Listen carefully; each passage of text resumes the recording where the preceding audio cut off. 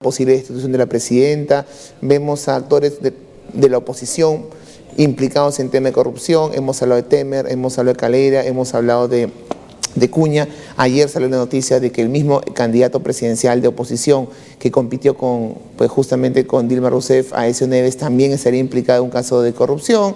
La verdad es que ya mis temores no son tanto la destitución de un presidente y el caos y la inestabilidad que puede generar la forma como está siendo destituida la presidenta, que hay que marcar diferencias con lo que pasó a inicio de los 90 con lo de Melo, sino en este caso puntual estamos viendo la destrucción o la implosión de todo el sistema político brasileño, y me parece que eso es mucho más peligroso en torno a las consecuencias que puede generar sobre el gigante regional, el gigante sudamericano. Ahora, la lectura puntualmente sobre lo de Cuña, yo creo que hay dos personas que van a estar bastante felices por ello. Por un lado, el PT y Dilma Rousseff. Cuña fue, justamente, él tenía la capacidad, el poder de justamente bloquear cualquier pedido de impeachment y no lo hizo. Más bien dejó pasar un pedido, uno de los tantos pedidos, dejó pasar, que es el que ahora estamos discutiendo y por el cual seguramente, muy probablemente Rousseff sea suspendida por lo menos 180 días. Así que el hecho que él haya sido suspendido no es solamente una victoria moral para Rousseff, sino básicamente es una muestra de la falta de legitimidad de su proceso, que es justamente lo que ella señala, es decir, un proceso que tiene poca legitimidad en función de muchos factores, entre ellos en función de los que la acusaron, es decir, que no tienen ninguna autoridad para hacerlo, en tanto ellos sí están implicados, a diferencia de Rousseff, que es la defensa de Rousseff. Yo no estoy implicado en un tema delictivo, sino en una falta, mientras que ellos sí están implicados en temas delictivos. Claro, una victoria pírrica, ¿no? Porque el impeachment ya arrancó. Y va a continuar. Lo que estoy diciendo es que creo que va a servir dentro de las pocas herramientas que tiene Rousseff para defenderse en este momento casi contra la pared, va a ser nuevamente reforzar el tema de la legitimidad del proceso, de la falta de la alteración a la democracia que esto significa. Un segundo, pero este segundo sí está mucho más contento, y es el vicepresidente Temer. ¿Y por qué? Porque estoy convencido de que él ya se está viendo como presidente en funciones, presidente reemplazando a Dilma Rousseff, y estoy convencido que Cuña, o Eduardo Cuña, iba a ser alguien bastante molestoso para sus intereses, porque iba a ser fundamentalmente su segundo, digamos, y obviamente Cuña también juega sus intereses y tiene un papel en Brasil bastante...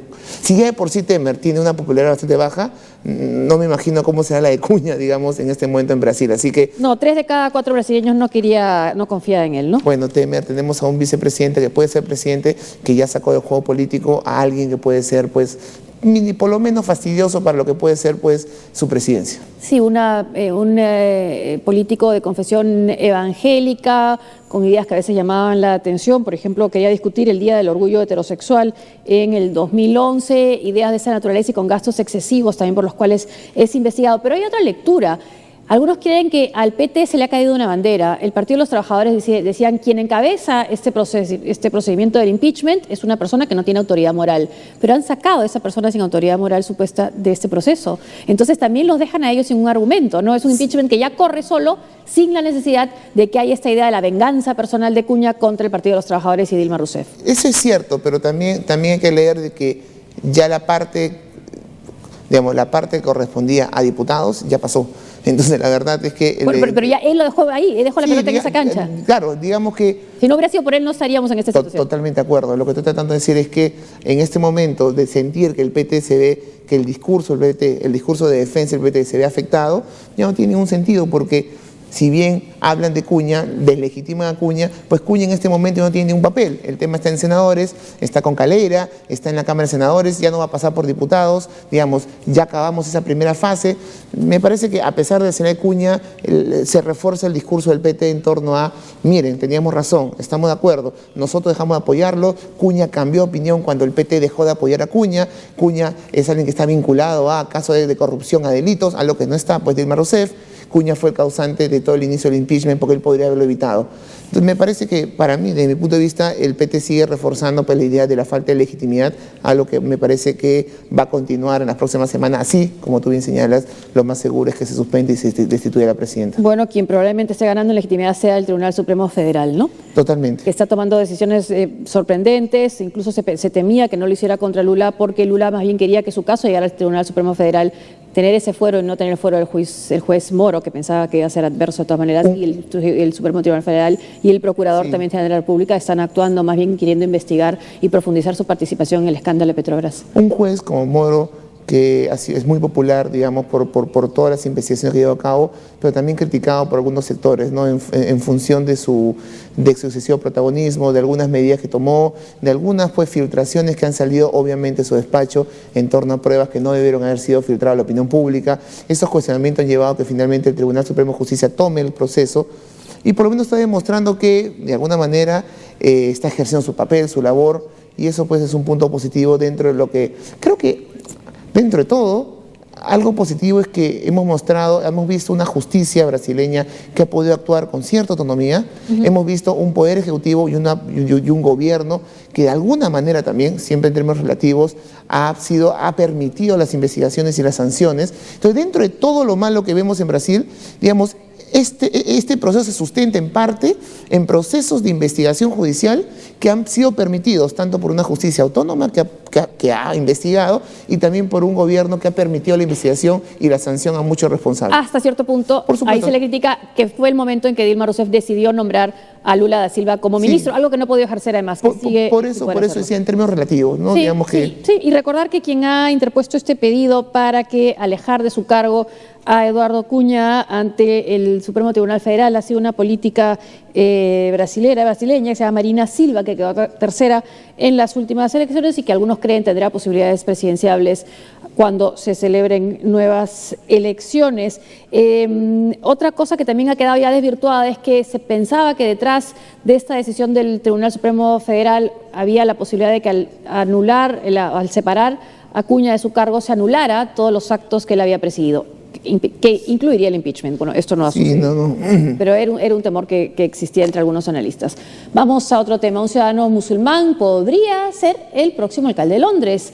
Los ciudadanos de esa ciudad deberán elegir entre 3 candidatos que provienen de polos extremos de la sociedad. Londres, la capital británica, vive hoy nuevas elecciones locales para elegir al alcalde de la ciudad, que sustituirá al conservador Boris Johnson, además de miembros del Parlamento escocés, Irlanda del Norte y Gales, así como concejales de 120 municipios. Son más de 5 millones de londinenses que deben elegir entre varios candidatos a la alcaldía, aunque la atención parece centrada en el representante del Partido Laborista, Sadiq Khan, de 45 años, y el del Partido Conservador, Sal Goldmich, de 41, quienes encabezan la contienda. Según las recientes encuestas, Khan, un musulmán practicante procedente de una familia pakistaní de menos recursos, se perfila como el favorito con 12 puntos de ventaja. Debido a su origen, ha sido blanco de ataques por parte del candidato Tory, Goldmich, y el primer ministro David Cameron, quien ha insistido en presentarlo como un hombre con vínculos extremistas musulmanes. De ganar las elecciones, se convertiría en el primer alcalde de origen musulmán de la cosmopolita ciudad europea, con lo que enviaría un mensaje contundente a un sector de la población afectado por el terrorismo islamista.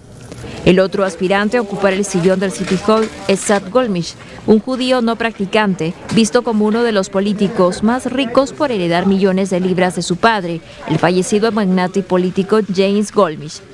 Estos comicios en Londres ponen fin a 8 años de gobierno de Boris Johnson, que abandonará el cargo para concentrarse en su labor como parlamentario y dirigir la campaña a favor del Brexit o salida de Reino Unido de la Unión Europea, con miras al referéndum del próximo 23 de junio. Sea quien tome la posta, el nuevo alcalde de Londres deberá asumir la responsabilidad en asuntos como el transporte público, la seguridad, el medio ambiente y la crisis de vivienda, uno de los problemas más destacados y que ha generado debates electorales debido a los altos precios inmobiliarios y altos costos de alquiler.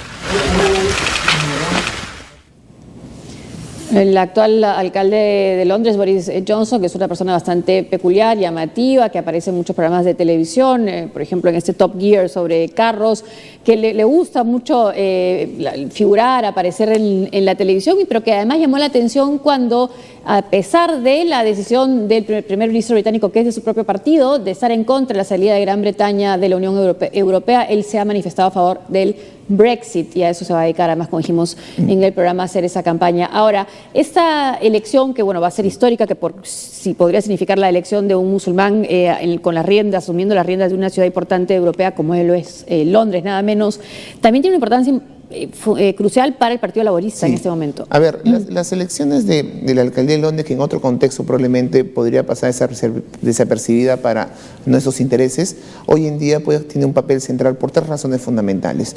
La primera es porque Londres pues se ha consolidado, o el cargo que ostenta el alcalde de Londres se ha consolidado como el segundo cargo más importante del Reino Unido.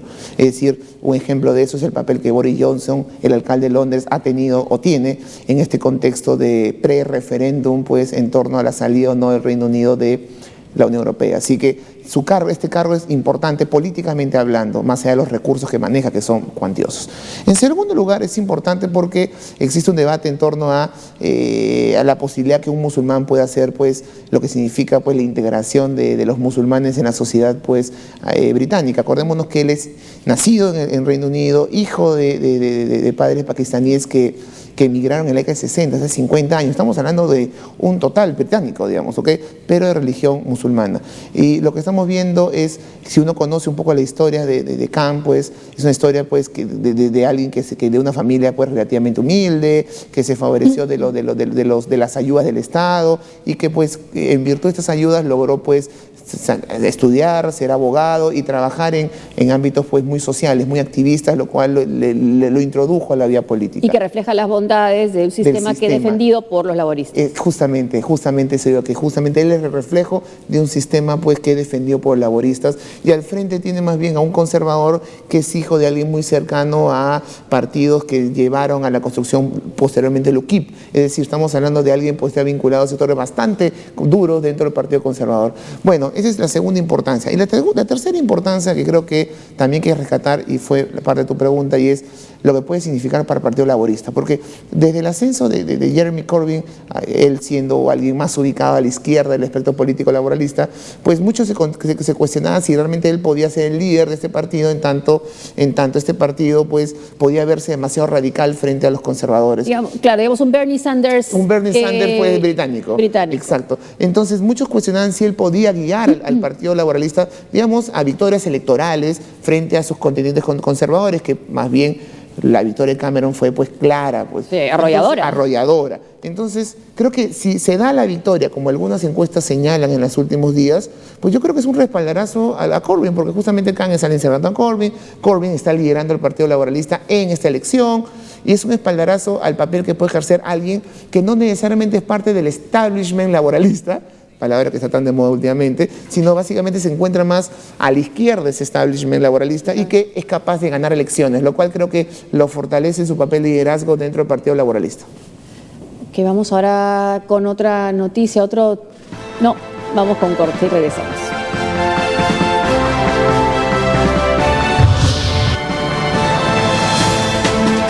La tensión continúa en Gaza.